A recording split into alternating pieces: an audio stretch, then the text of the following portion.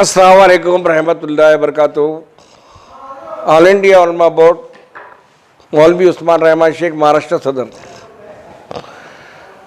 आज की ये पत्रकार परिषद का मकसद है कि ऑल इंडिया उलमा बोर्ड ने पिछले 12 साल में बड़े अच्छे पैमाने पे वक्फ तहफ़्फ़ुज़ के लिए NRC पे और सिविल कोड पे और सभी जितने भी मुस्लिम मसाइल थे उसके ऊपर अच्छी तरह से काम किया। वक्फ बोर्ड के अंदर तकरीबन 2016 से हमने उसके ऊपर नज़र रखी और वक्फ बोर्ड के जो भी काम चेयरमैन या सदस्य के मार्फत किए गए हमने बारीकी से उसको देखा है। सबसे पहला अच्छा काम महाराष्ट्र राज्य वक्फ बोर्ड के चेयरमैन वजाद मिर्ज़ा ने यह किया कि 2023 के अंदर कोरम जो उनकी कमेटी है, पूरी जो उनकी टीम है, उसके अंदर 51A, 52 और 54 ये ठराव पारित कर दिया कि वक्फ बोर्ड की ज़मीन पे नाजायज़ कब्जे नहीं होंगे और 52 में सज़ा का प्रावधान है कि 2 साल की सज़ा है। ऐसे जब प्रस्ताव 2022-23 में मंजूर हो गया तो कई गुने दाखिल हुए, उससे कई ज़मीनें वक्फ बोर्ड को वापस मिलने का रास्ता हमवार हो गया। उसके बाद फिर उन्होंने एक और मीटिंग ली उनकी टीम ने और SRT से जांच करने की बात की कि वक्फ बोर्ड की ज़मीन जो नाजायज़ है उसके ऊपर SRT से जांच करें और अल्हम्दुलिल्लाह वो भी काम चालू है। और पूरा कोरम ये वारी को मिला है वक्फ बोर्ड को, 7 सदस्य, एक चेयरमैन, एक CEO। ये सब मिलने के बाद वक्फ बोर्ड के अंदर एक परिवर्तन आया है। कहीं वक्फ प्रॉपर्टी की इनकम बढ़ गई है, यानी ये कोरम आने से जो अभी ऑडिट था, जो ऑडिट लोग भरते थे नहीं भरते थे, CEO साहब जो आए अभी उन्होंने सभी 7 से 8 हज़ार लोगों को नोटिस भेज दी कि भाई आप अपना अपना ऑडिट दाखिल करो। कहीं 10 एकड़ ज़मीन है, किसी के पास 100 एकड़ ज़मीन है, किसी के पास 50 एकड़ ज़मीन है, तो सारे लोग अभी आने लगे हैं और वक्फ बोर्ड की इनकम में इजाफा हो गया। और अभी कई अहम फैसले जनरल बॉडी में उन्होंने लेकर वक्फ सुरक्षा के लिए काम कर रहे हैं और आने वाले दिनों में भी वक्फ बोर्ड एक अच्छा काम करेगा। वक्फ बोर्ड के पास वजाद मिर्ज़ा साहब के पास इम्तियाज अली साहब जैसे खासदार, फौजिया खान मैडम, तुम्हारे मुदस्सिर लांबा, ये नीचे के जो 7 सदस्यीय कमेटी के लोग हैं ये भी अच्छे पैमाने पे काम कर रहे हैं और हर महीना 2 महीने को मीटिंग लेकर, आज भी उनकी मीटिंग है और मीटिंग में कई अहम फैसले होते हैं। उलमा बोर्ड ने अभी तक जो महाराष्ट्र हुकूमत से मुतालबे किए थे, हमारे कई मुतालबे मंजूर हुए, कुछ बाकी है। अभी कुछ पूछना है, पूछिए आप। ये पूछना है कि वक्फ प्रॉपर्टी तहफ़्फ़ुज़ के लिए तो आप लोग काम कर रहे हैं, मगर वक्फ जिसके लिए बना था, मिस्किनों के लिए, गरीबों के लिए, मुसलमानों की माली मदद के लिए, इसके लिए क्या बनेगा?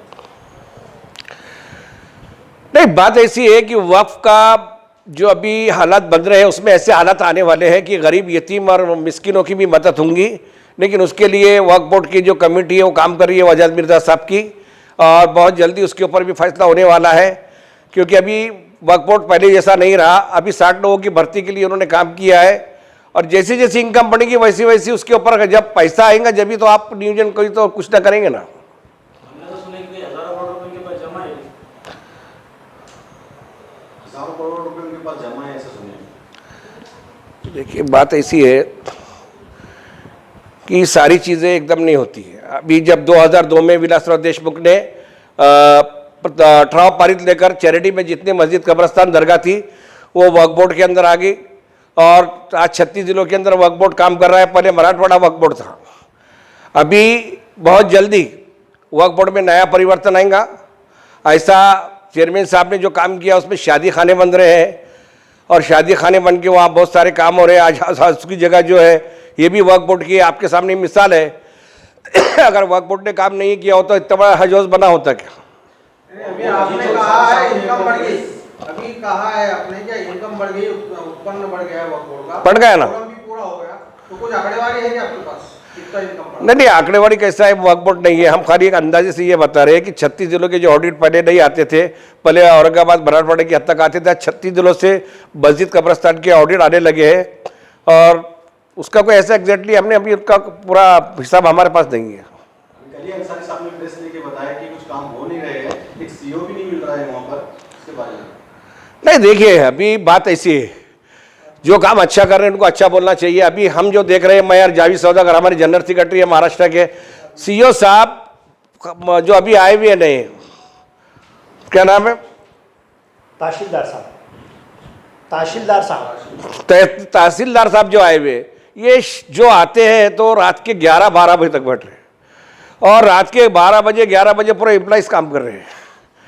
ये सीईओ, ये कमेटी, नीचे के लोग बहुत अच्छे पैमाने पे काम कर रहे हैं। इम्तियाज जलील साहब, फौजिया मैडम, डॉक्टर वजाद मिर्जा, ये बेमिसाल काम कर रहे हैं। ये अल्पसंख्यक मंत्री जो भी नए बने हैं अब्दुल सत्तार साहब, इनके अंडर में ये आता है बहुत, तो क्या आपको उम्मीद है अब्दुल सत्तार साहब से कि वो इंसाफ दिला पाएंगे? नहीं, बात ऐसी है कि वक्फ जो अल्पसंख्यक मंत्री है, वक्फ बोर्ड के कानून के हिसाब से सारे अधिकार जनरल बॉडी को है। महाराष्ट्र हुकूमत सिर्फ राय दे सकता है, डिसीजन लेने का काम इनका है जनरल बॉडी में। मेन पावर वजाद मिर्जा साहब उनके 7 कोरम को है, हुकूमत के पास इसका कोई ऐसा अथराइज को नहीं है। जो कमेटी बनेगी वही होगा। जो आपके ग्रुपबाजी का जो दिख के आ रहा है कि अलग अलग ग्रुप अलग अलग जगह, अंसारी साहब की आपने आज एक प्रेस ली, तो आप लोग एक जगह मिलकर क्यों नहीं काम कर रहे? देखिए, बात ऐसी है, हर इंसान का अलग अलग बात होती है, अलग अलग ख्यालात होते हैं और वो अपने ख्यालात यूट्यूब चैनल के सामने या फिर मीडिया के सामने बोलते हैं। और ये लोकशाही देश है, इसमें एक जगह आने का सवाल नहीं आता, क्योंकि एक तंजीम जब काम करती है तो उसकी विचारधारा अलग होती है, एक तंजीम काम करती है उसकी विचारधारा अलग होती है। हम 2016 से काम कर रहे हैं। सवाल थे कि जालना की कुछ जमीन के, जालना की काली मस्जिद के, उसके ऊपर वक्त काम क्यों नहीं कर रहे? नहीं देखिए, बात ऐसी है, अगर आप काली मस्जिद की बात कर रहे थे, 50 साल पहले कब्जा हुआ। आप जालना की बात करें, 40 साल पहले कब्जा हुआ। और अचानक आप आज बात कर रहे हैं उसकी, तो उसका भी पर्याय ये है कि हम जनरल बॉडी के पास जाए, आप वक्फ बोर्ड के लोगों को सम्मति से ले। वक्फ बोर्ड के पास 51, 52, 54 कार्रवाई करने के अधिकार है। ये स्पेशल अधिकार डॉक्टर वजाद मिर्जा ने जनरल बॉडी में पास करके लिए। रास्ता हमवार हो सकता है ना, लेकिन 40 साल का कब्जा एक दिन में हट जाएगा, ये हो नहीं सकता। मसला ये है कि वक्फ बोर्ड के पास पुलिस फोर्स नहीं है अतिक्रमण हटाने के लिए। अगर वक्फ बोर्ड चाहे भी कि कहीं अतिक्रमण हटाना है तो उसको महीनों गिनती चक्कर मारना पड़ते हैं। अंसारी साहब का ये कहना है कि आपकी जब बोर्ड की मीटिंग है, वो मीटिंग के अंदर उनके जो कुछ मुद्दे हैं, उन मुद्दों पर अगर वो चर्चा नहीं होती है तो आपके वक्फ बोर्ड के जितने भी मेंबरान हैं उनके घर पर जाकर वो जिस तरीके नहीं, बात ऐसी नहीं है। देखिए, अभी आप बता रहे कि वक्फ बोर्ड के अंदर मीटिंग चालू है, उसके अंदर उनका अर्जेंटा है कि चेंज रिपोर्ट उन्होंने काफ़ी हद तक की है। वजाद मिर्जा साहब ने मेरे सामने 3,500 फाइलें 2 महीने के अंदर रजिस्ट्रेशन करके दी है। जब मैं नागपुर में 22 बीच में निदर्शन कर रहा था तो 3,500 फाइलें रजिस्ट्रेशन की है उन्होंने, कई चेंज रिपोर्ट की है, कई काम चालू है। सवाल क्या आता है कि जब चेंज रिपोर्ट हम दाखिल करते हैं तो हमने ऐसा कहा था उनको वक्फ बोर्ड वालों को कि चेंज रिपोर्ट देख के पूरी कंप्लीट करने के बाद ही आप अब जो है तो उसको अपने पास एक्सेप्ट करो। ऐसा नहीं हुआ, लोग उसमें त्रुटि रहती है। अभी सब जो रजिस्ट्रेशन करवाना है तो पहले उसको पूरा चेक करो कि ये फाइल बराबर है कि बाद में लो। शेड्यूल का भी एक मसला बता रहे हैं, शेड्यूल का चेंज करने के बाद भी ये बोर्ड वाले और चेयरमैन काम नहीं कर रहे। नहीं देखिए, काम हो रहे हैं, काम नहीं होते कभी। तो ये कमेटी काय के लिए बनी, चेयरमैन काय के लिए बना, रात के 12 बजे तक सीईओ साहब बैठ रहे हैं। और मेरे साथ जिन्होंने अभी कांधे से कांधा लगा के 12-15 साल काम किया, शहाबुद्दीन जावेद सौदागर जो उलमा बोर्ड के जनरल सेक्रेटरी है महाराष्ट्र के। और मैं कहूँगा आपसे कि वो कुछ आपका हमारे जो भी आप पूछना है या हमारे वक्फ बोर्ड के संबंधित जो बातें वो आपके सामने पेश करेंगे। जावेद सौदागर, आपका रवैया अभी तक के ऐसा रहा है, वक्फ बोर्ड के खिलाफ रहा है, आज ही आपकी जबान कैसे चेंज हो गई? वक्फ बोर्ड की बात कर रहे हो, आज आप वक्फ बोर्ड के फेवर में नजर आ रहे हैं, अब तक आप जो है वक्फ बोर्ड के खिलाफ। आप एक वीडियो बता दीजिए जब मैंने वक्फ बोर्ड के खिलाफ बोला होगा तो जो बोले आपकी मेरी शर्त रहेगी। मेरा एक वीडियो बता दीजिए, पेपर कटिंग बता दीजिए, ऐसा हो ही नहीं सकता। आंदोलन किए गए हैं, शहाबुद्दीन सौदागर साहब का भी देखा जाए तो वो भी हमने आंदोलन किए हैं हुकूमत से। मेरे चैनल पर ही अगर देखेंगे आप, शहाबुद्दीन साहब के कई है जो आपके बाजू में ही बैठे हुए, ये वक्फ बोर्ड की नीति से कभी भी एग्री नहीं करते, उनके खिलाफ में जो गलत चीजें। अभी वक्फ बोर्ड के फेवर की बात नहीं कर रहा हूं मैं। वक्फ बोर्ड में मैं कर्मचारी नहीं हूँ, ऑल इंडिया उलमा बोर्ड का एक प्रदेश अध्यक्ष हूँ और उस नाते से मैंने करीब से देखा है। रहा सवाल, एक वीडियो बता दिए, हमने जो लड़ा है वो हुकूमत से लड़ा है, हमारी मांगनी महाराष्ट्र सरकार से कि हमको पुलिस प्रोटेक्शन दिया जाए। हम महाराष्ट्र सरकार से कह रहे हैं कि भाई हमको वक्फ बोर्ड के चेयरमैन की आप तारीफ कर रहे थे कि 1 बजे तक काम कर रहे हैं, तो वो तारीफ आज क्यों हो रही है पूछा जाए? नहीं, हम फेवर में बात नहीं कर रहे। देखिए, अच्छे को अच्छा बोलना कोई बुरी बात नहीं है। मेरा कोई रिश्तेदार नहीं है कि भाई चलो मैं बात कर रहा हूँ, लेकिन वक्फ बोर्ड के अंदर रात के 1-1 बजे तक काम हो रहा है। वजाद मिर्जा ने जो 51-52 लागू किया है वो काम है। इम्तियाज जली साहब, फौजिया मैडम ने दिल्ली जाकर गृह मंत्री से जाकर कहा कि भाई हमारे गुने दाखिल करो, ये हमने आंखों से देखा है। अब अगर आदमी को उससे क्या फायदा है मुसलमान को वक्फ बोर्ड की इतनी जगह रहकर क्या है? क्योंकि मुसलमान आप देख रहे तकरीबन 80% लोग किराए के घरों में किसी को भी रहती थी, तो वक्फ बोर्ड इस पे काम क्यों नहीं कर रही है? आप लोग कुछ पहल क्यों नहीं कर रहे? देखिए, अभी कैसा है, वक्फ बोर्ड के जो कानून के अंदर जो जगह खाली पड़ी हुई है, वक्फ बोर्ड के पेपर पे कुछ जगह है, बाकी जगह लोगों के कब्जे में है। अगर कोई खाली जगह आपको मिलती है, आप उसको नजुल के ऊपर लेते हैं हाउसिंग सोसाइटी के लिए, या वक्फ बोर्ड को बोलते हैं कि आप हमको ये हाउसिंग के लिए दी जाए, तो वो हाउसिंग के लिए वो आपको लिस्ट पे दे सकते हैं। अभी ऐसा मसला शुरू नहीं हुआ जैसा कर्नाटक में, हैदराबाद में। अभी हम हैदराबाद का दौरा किए तो वहाँ लिखे हुआ था वक्फ। वहाँ की हुकूमत ने ऐसा दिया है कि भाई यार डेवलप करो और लिस्ट के ऊपर ले लो। अभी सिटी चौक की बिल्डिंग खाली हुई तो लोग किराए से लेने के लिए तैयार हो गए। परिवार कर सकते हैं, वक्फ बोर्ड कोरम साथ में है, जनरल बॉडी है, चेयरमैन है। आप लोग वहाँ जाइए, इंशाल्लाह वहाँ बराबर गरीबों को न्याय मिलेगा। अगर उनके पास खाली ज़मीन होंगी तो बराबर आपको देंगे, लेकिन जाना चाहिए आप। मेरा जो नारा है, पहले मैं अपना तारुफ दे देता हूँ। मैं मोहम्मद शहाबुद्दीन सौदागर, ऑल इंडिया उलमा बोर्ड महाराष्ट्र प्रदेश महासचिव। वक्फ संपत्ती मुसलमानाची नहीं कोणाचे बापाची, ये मेरा नारा है और हमारी तंजीमों का भी ये नारा होना चाहिए, हर मुसलमान का ये नारा होना चाहिए। हमारे पत्रकार मित्र शहाब यासीन साहब ने अभी कुछ देर पहले कहा है कि इसके पहले आपने हमेशा वक्फ बोर्ड की मुखालिफत की है, तो मैं उनकी गलतफहमी दूर कर देता हूँ। हमने वक्फ बोर्ड की मुखालिफत कभी नहीं की है। हम वक्फ बोर्ड के फेवर में ही आज तक बोलते आए हैं। वक्फ बोर्ड की प्रॉपर्टी के लिए और वक्फ बोर्ड की भर्ती के लिए और मुख्तलिफ कामों के लिए अभी तक ऑल इंडिया उलमा बोर्ड की जानिब से मुंबई के आज़ाद मैदान पर 5 धरना आंदोलन और नागपुर में 2 धरना आंदोलन अभी तक हम कर चुके हैं। ये सब वक्फ प्रॉपर्टी को बचाने के लिए किया गया है। और जो आपने कल से वीडियो गश्त करता हुआ देखा है, मौसूफ ने कहा है कि रजिस्ट्रेशन नहीं हो रहे हैं, तो मैं आपको बताता चलूं कि ऑनलाइन रजिस्ट्रेशन पोर्टल भी अब वक्फ बोर्ड ने चालू कर दिया है, जिससे काम में तेज़ी आएंगी। और न्यू भर्ती का भी सिस्टम शुरू हुआ है, उसको भी ऑनलाइन करना है, जिससे करप्शन नहीं होगा, जहाँ तक मेरा अपना नज़रिया है। और मैं वक्फ बोर्ड का कोई कर्मचारी नहीं हूँ, हमारी अपनी संगठन है ऑल इंडिया उलमा बोर्ड, उसकी तरफ से। अभी पिछले दिनों आपने देखा है कि औरंगाबाद में ही बनगांव करके जो कब्रस्तान का अतिक्रमण वक्फ बोर्ड ने हटाया है।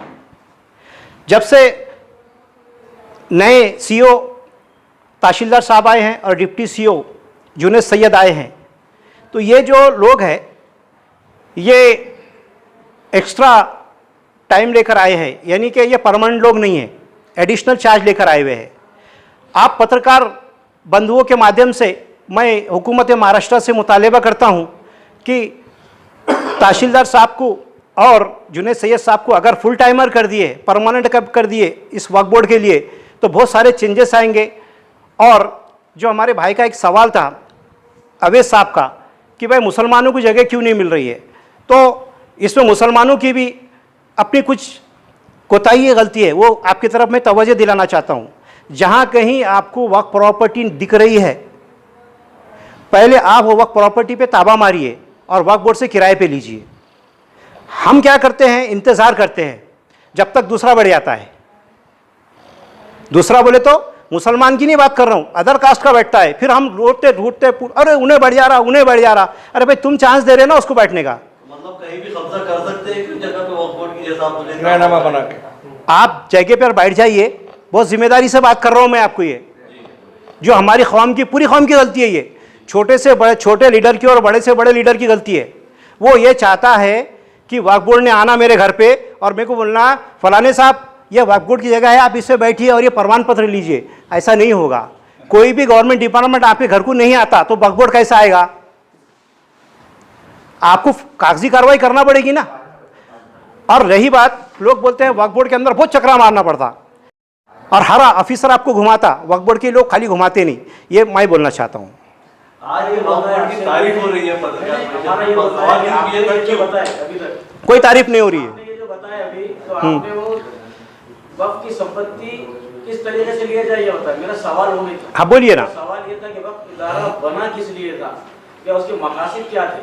क्या सिर्फ प्रॉपर्टी को तहफ़्फ़ुज़ करना था? क्या मुस्लिम जितने भी लोग हैं जिनका ये इदारा है सभी को, क्या पहले आज तक के वक्फ बोर्ड ने आज तक के कितने बेवाओं को, यतीमों को फंड दिया है, उनकी माली मदद की है? क्या किसी बच्चे को उन्होंने तालीम एतबार? नहीं, मसला वो नहीं है ना। मसला ये है कि कर्नाटक के अंदर ज़मीन के बदले सरकार ने ज़मीन दी और पैसा दी है। अगर से यहाँ की सरकार के ताबे में जो हमारी ज़मीन है, जैसा कि एमएससीबी का ऑफिस है, अगर यहाँ की महाराष्ट्र गवर्नमेंट फंड देती है और फंड बढ़ता है तो उसमें गरीबों की मदद होगी ना।